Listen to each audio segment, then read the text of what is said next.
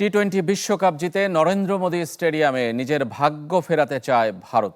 Final ম্যাচের আগে তাই পিচ নিয়ে ভিন্ন পরিকল্পনা করেছে স্বাগতিকরা। আর ভাগ্যের চাকা ঘোরাতে হোটেল পরিবর্তনও করেছে team India. Rainbow allrounder exterior পে বাড়ির বাহিরের দেয়ালের সুরক্ষা নিয়ে থাকুন নিশ্চিন্ত। সাথে পাচ্ছেন 10 বছরের ওয়ারেন্টি। বিশ্বের সবচেয়ে বড় আহমেদাবাদের নরেন্দ্র মোদী স্টেডিয়াম তবে ভারতের জন্য হতে পারেনি সৌভাগ্যের প্রতীক। গেল ওয়ানডে বিশ্বকাপে অস্ট্রেলিয়ার কাছে শিরোপা হাতছাড়ার পর এবার সুপার 8-এ প্রোটিয়াদের কাছে বিধ্বস্ত টিম ইন্ডিয়া।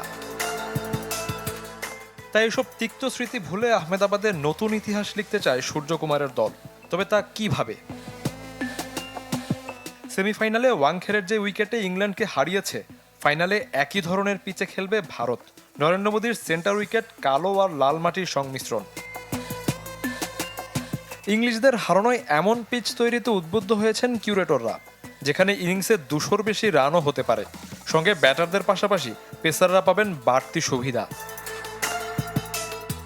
শুধু এখানেই থেমে নেই ভারত। ভাগ্যের চাকা ঘোরাতে হোটেল পরিবর্তন করেছে টিম ইন্ডিয়া। দেশটির গণমাধ্যমের মতে 2023 বিশ্বকাপ ফাইনাল ও দক্ষিণ আফ্রিকা ম্যাচের আগে যে হোটেলে ছিল সেই হোটেল ত্যাগ করেছে গৌতম গম্ভীর শিষ্যরা। ফাইনালের আগে তাই অন্য হোটেলে সূর্যকুমারের দল।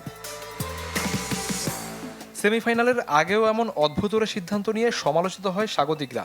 চন্দ্রগ্রহণকে অশুভ প্রভাব মনে করে 45 মিনিট দেরিতে অনুশীলন শুরু করেছিল ভারত।